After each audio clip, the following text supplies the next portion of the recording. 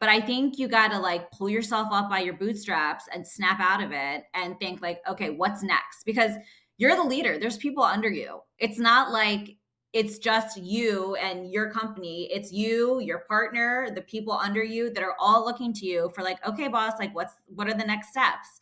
So I think really celebrating the small wins. Not everything needs to be big and luxurious, but I think you celebrate the small progresses along the way, and you just figure it out.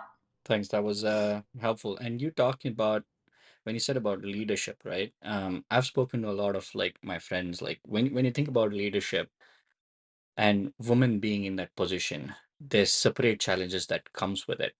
How do you like, have you gone through those, like, do you feel those challenges yourself when you're a female and then you're a CEO of a company and you're leading a company? Like, do you face those challenges?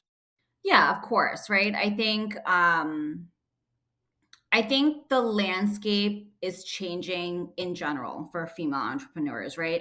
And I think we're living in the moment. I think the moment is now. I think the shift is happening. I see the landscape for female entrepreneurs shifting already in a powerful and transformative way, especially I think over the next few years. Challenges will always exist, right? Funding gaps, representation in specific fields and leadership roles. But I think there's a big momentum driving change right now. I think representation and visibility is growing. You see women founders are becoming more vocal, more visible in industries where maybe they previously were very underrepresented, whether it's tech, finance, healthcare, AI. I think role models paving the way, and aspiring female entrepreneurs will be very empowering for the next few years.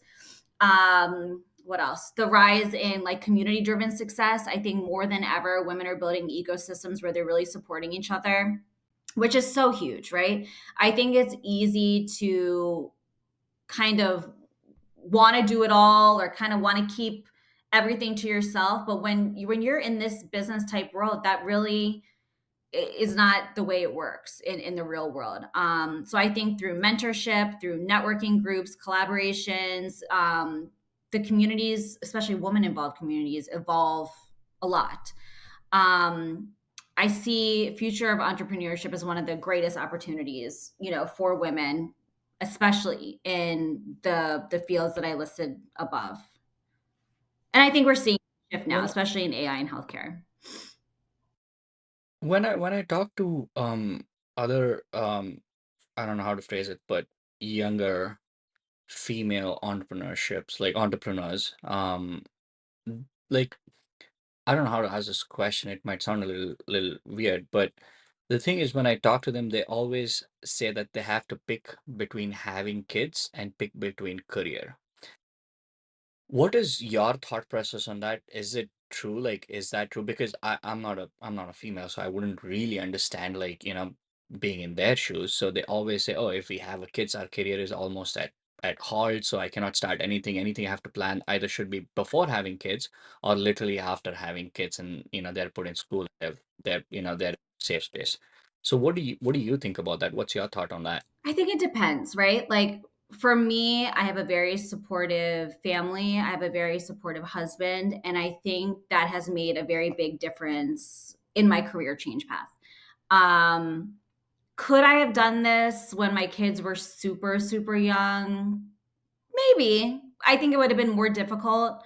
But if I really wanted to, could I have? Probably. But I think I said this earlier on. I think you just have to be in the right headspace, right? If you're not in the right headspace to take on a new challenge, that's that's everything. Like your headspace makes